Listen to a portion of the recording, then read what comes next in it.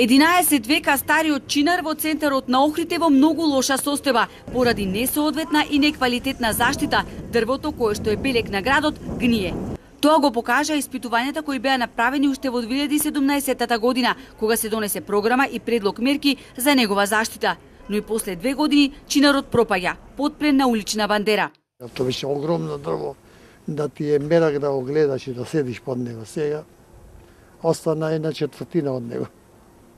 А треба се заштити. Шо, ова дојде го налепија онде некој хартија и толку.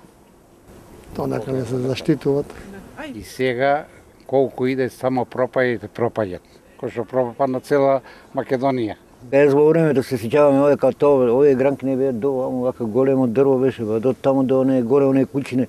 Па овие во времето како дете што сум бил, тука имаше и столици кои што седеа луѓе, но си пија кафе, си јаде, кое нешто историско би требало да се задржи, не само сега така.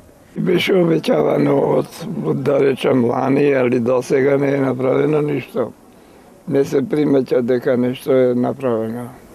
Жално е вака да пропаѓат чинаров кој што символ на градот. Многу жално е на толку векови да пропаѓат, ова е препознатливо дрво, символ на градот. Од општина Охрид појаснуваат дека ова стебло беше прогласено за природно наследство уште во 1967 година, но потребно беше да се отпочне нова постапка за негово препрогласување, согласно постоечкиот закон за заштита на природата.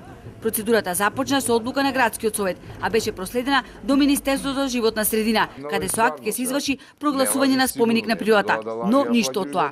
Значи во овој меѓупериод кај што за жал кој трае 2 години, кај што немаме одлука на Министерството за животна средина, ние побаравме да ни дадат посебна дозвола за да го санираме чинарот. И додека општина Охрид чека да добие право за да управува со чинарот, во тека и тендерска постапка за избор на стручна фирма која ќе превземе активности за санација, ревитализација и статичко обезбедување на чинарот.